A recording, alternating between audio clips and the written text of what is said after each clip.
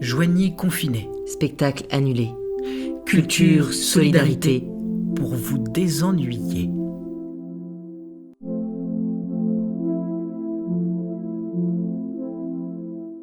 Jean Racine, Auteur du XVIIe siècle. français, un grand artiste qui écrivit des vers sublimes. Un grand artisan verrier, bien sûr, de vers, dans le sens littéraire du terme. Il écrit du théâtre classique, Classique. Oui. Comme son contemporain Molière. De grands talents. Ah bah joignez aussi, on a des talents.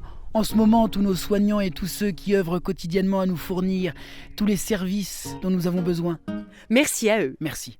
Mais revenons à Racine. Le véritable point de départ de sa carrière, c'est la pièce Andromaque. Tragédie en 5 actes et en vers, C'est tout de suite un immense succès. qui mêle passion et folie. Le résumé ? Oreste aime Hermione, mais ce n'est pas réciproque. Hermione aime Pyrrhus, à qui elle est fiancée, mais Pyrrhus aime sa captive troyenne Andromaque. Il se dédie de sa promesse et rejette finalement Hermione. Hermione exige d'Oreste qu'il tue Pyrrhus comme preuve d'amour, ce qu'il fait. Cependant, Hermione, furieuse, le chasse et se suicide. Oreste devient fou. Andromaque, Rupture avec la tradition chevaleresque de la tragédie. les personnages bafouent le code de l'honneur. Alors les Joviniens, en attendant de flâner sur les rives de l'Yonne, flânons ensemble avec ces quelques vers.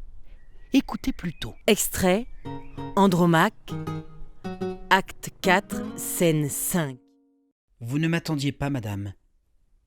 Et je vois bien que mon abord ici trouble votre entretien. J'épouse une Troyenne. Oui, madame, et j'avoue que je vous ai promis la foi que je lui voue.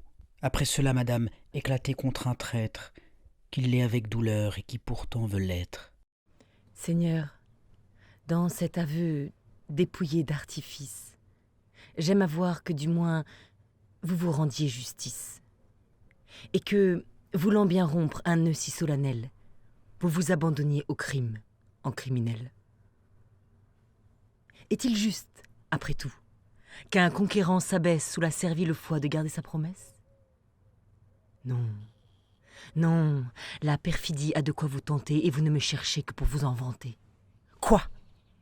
Sans que ni serment ni devoir vous retiennent, rechercher une grecque amant d'une Troyenne ? Me quitter, me reprendre et retourner encore de la fille d'Hélène à la veuve d'Hector ? Couronner tour à tour l'esclave et la princesse ? Immoler Troie aux Grecs au fils d'Hector la Grèce ? Tout cela part d'un cœur toujours maître de soi, d'un héros qui n'est point esclave de sa foi. Pour plaire à votre épouse, il vous faudrait peut-être prodiguer les doux noms de parjure et de traître.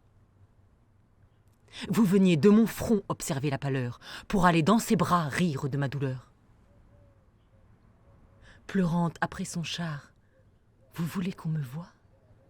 Mais, Seigneur, en un jour ce serait trop de joie.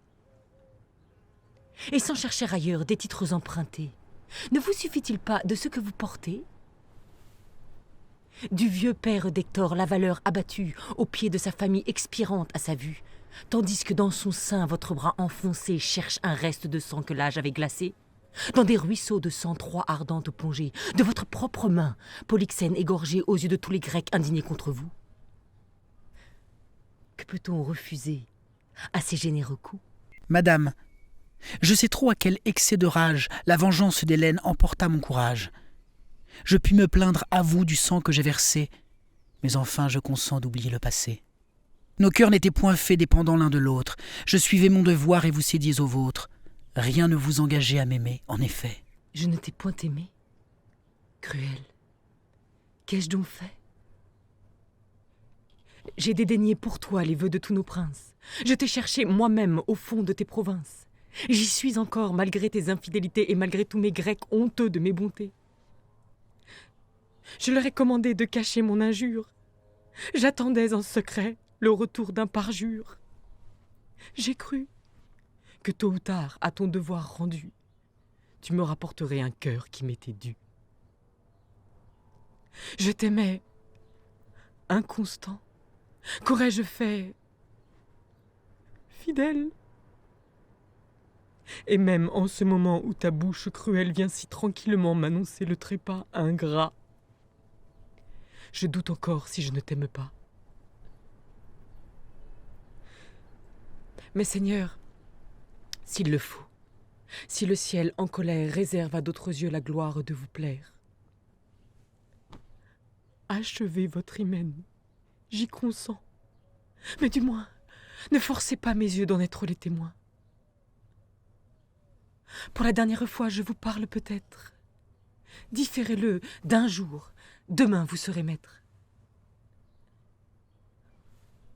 Vous ne répondez point? Perfide, je le vois, tu comptes les moments que tu perds avec moi.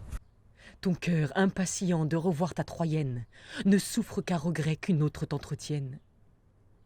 Tu lui parles du cœur, tu la cherches des yeux. Je ne te retiens plus, sauve-toi de ces lieux. Va lui jurer la foi que tu m'avais jurée. Va profaner des dieux la majesté sacrée. Ces dieux, ces justes dieux, n'auront pas oublié que les mêmes serments avec moi t'ont lié. Porte au pied des autels ce cœur qui m'abandonne. Va, cours, mais crains encore d'y trouver Hermione.